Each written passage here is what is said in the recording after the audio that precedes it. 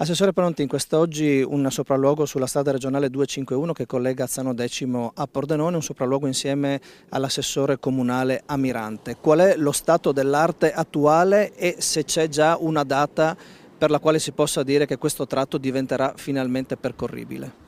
Beh, intanto ci tengo a dire che la percorribilità, oggi abbiamo avuto rassicurazioni dall'assessore competente del Comune di Pordenone sul fatto che non ci sarà interruzione, per cui seppur in un traffico alternato la strada sarà sempre aperta. E la conclusione, quindi la percorribilità di tutto questo viadotto suddiviso in 3 tronconi è garantita per la fine dei lavori prevista il 30 giugno. Forse ci potrà essere qualche piccola sbavatura, ma da quel che ho capito, insomma, finalmente il grosso del cantiere terminerà.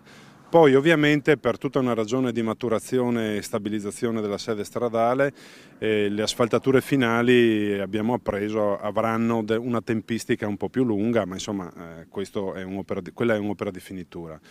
E ciò che mi preme dire è che davvero questo, che è un cantiere imbarazzante, perché voglio dire la durata di questi lavori è stata davvero infinita, interrotti da tutta una serie di fattori, un'alluvione intervenuta in mezzo alla fase, diciamo, progettuale, che ha indotto una revisione del progetto, che ha indotto un intervento che noi abbiamo fatto nel 2013, poi con un finanziamento aggiuntivo nel 2014 di 1.600.000 euro come protezione civile, a cui si sono aggiunti altri 700.000 in assestamento, per un valore complessivo dell'opera di oltre 7 milioni di intervento.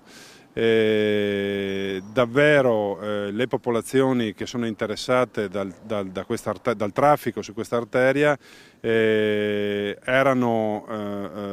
visibilmente alterate, diciamo, per la durata infinita di questi lavori. Non c'è abitudine nei nostri territori di vedere cantieri così lunghi e così lenti.